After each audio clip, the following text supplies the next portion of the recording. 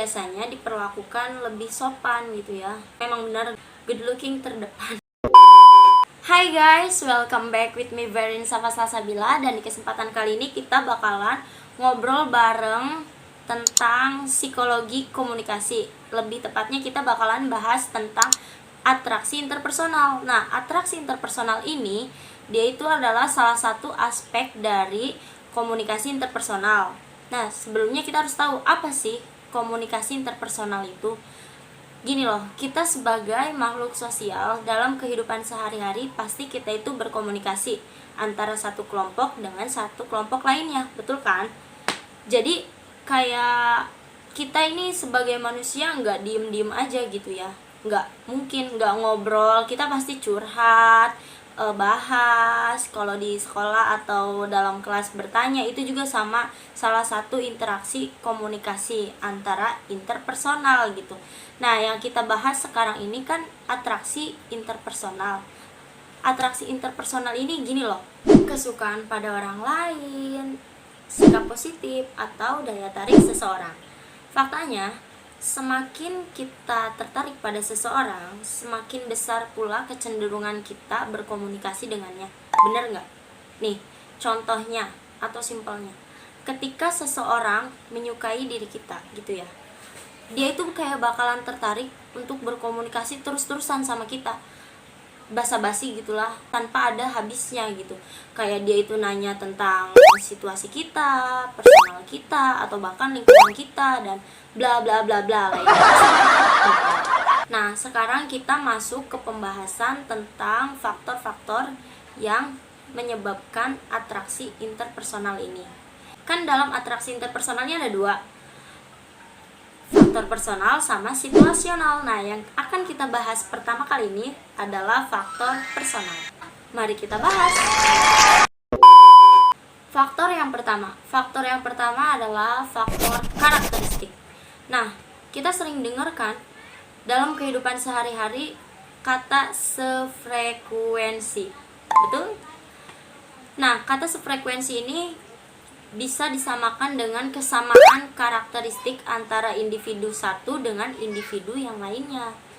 Kadang kita gini loh, ketika kita bertemu dengan orang yang sama karakternya dengan kita atau sefrekuensi gitu ya dalam bahasa sehari-harinya, kita itu kayak udah langsung ngeklop gitu gak sih?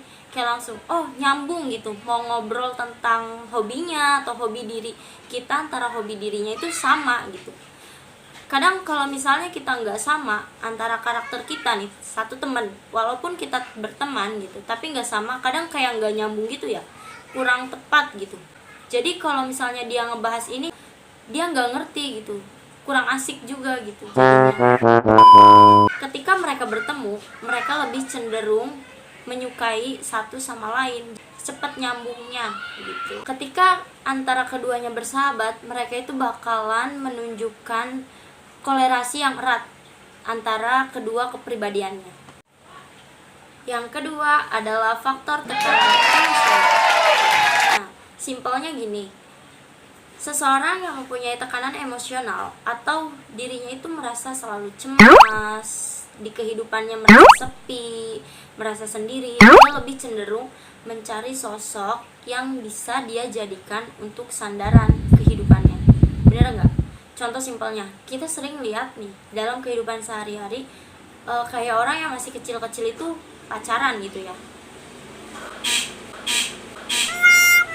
Kenapa itu ngelakson sih?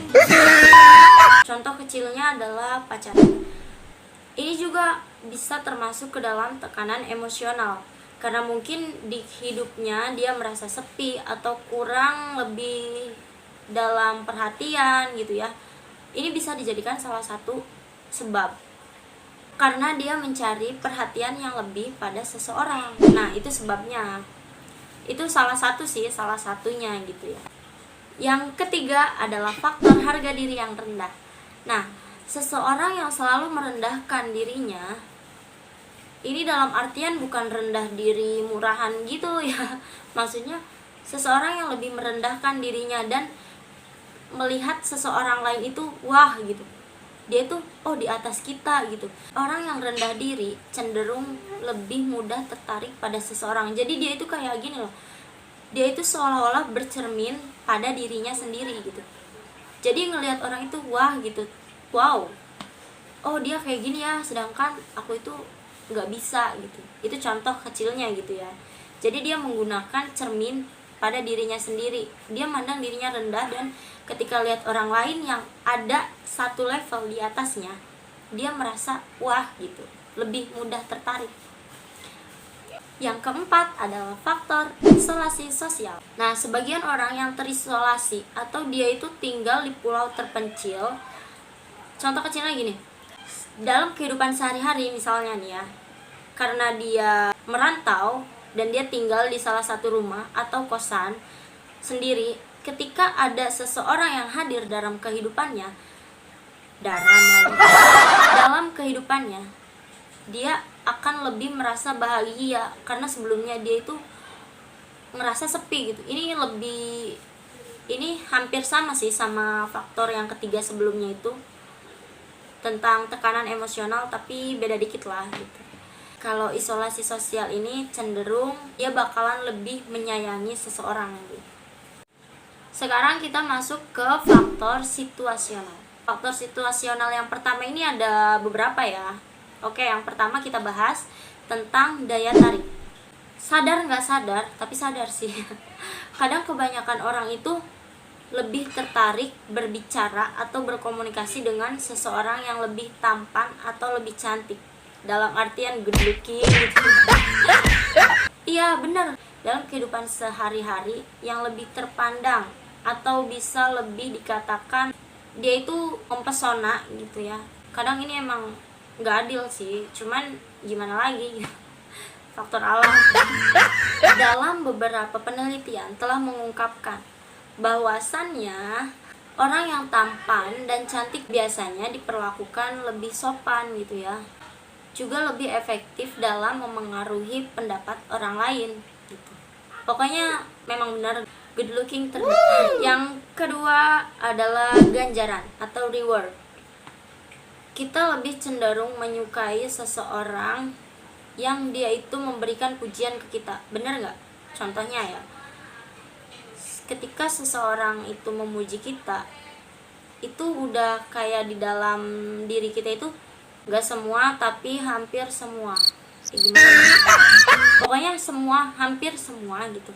Ketika dia itu mendapatkan pujian dari seseorang, otomatis dia itu kayak lebih tertarik pada dirinya, padahal cuman pujian doang gitu ya. Selain pujian, contohnya kayak bantuan, dorongan moral. Ketika kita ada dalam situasi susah atau kesusahan, saat seseorang datang untuk membantu kita, itu kita lebih cenderung menyukai orang itu gitu. Lebih cepat menyukai orang itu. Selanjutnya adalah kedekatan. Gini, saat kita punya teman yang rumahnya dekat, itu lebih besar menyenangi gitu. Jadi kayak ada temen aja gitu, teman main kan, jadi deket, jadi kebiasaan main berdua gitu. Ini apa-apa berdua, ini tuh berdua, karena kedekatan rumah antara mereka berdua. Selanjutnya kemampuan. Gini, ketika kita mendengar kata multi talent atau seseorang yang hampir bisa semuanya, kita kayak tertarik gitu gak sih? Kayak gini loh, ketika seseorang itu jago masak, pinter olahraga, atau bahkan dia itu atlet, mempunyai postur tubuh yang bagus, atau memiliki kepribadian yang kuat, selalu memotivasi. Pokoknya seseorang yang multi talent atau bisa apapun itu, dalam kegiatan apapun itu, orang itu lebih mudah menarik perhatian seseorang gitu. Kayak dari mereka juga kayak gini loh, wow gitu, keren banget ya si dia itu bisa ini dan itu gitu. Padahal memang gak ada yang sempurna kan ya, karena mungkin kekurangannya tertutup oleh multi talentnya ini gitu. Sebenarnya dalam atraksi interpersonal ini ada juga akibatnya, yaitu halo effect. halo effect ini kayak kalau kita nih, misalnya aku temenan sama temen aku si A. Si A ini dari awal ketemu itu kayak udah baik gitu ya. Ketika kita menemukan sikap nggak baiknya, kita itu kayak nggak percaya gitu. Ah, masa sih si dia itu kayak gitu? Enggak kok. Itu terus efektivitas komunikasi juga itu salah satu akibatnya. Oke, mungkin cukup sekian dan terima kasih. Sampai di sini aja kita ngobrol barengnya tentang psikologi komunikasi. Kalau ada kesempatan di lain waktu kita bakalan bahas lebih panjang tentang psikologi komunikasi. Terima kasih dan bye-bye.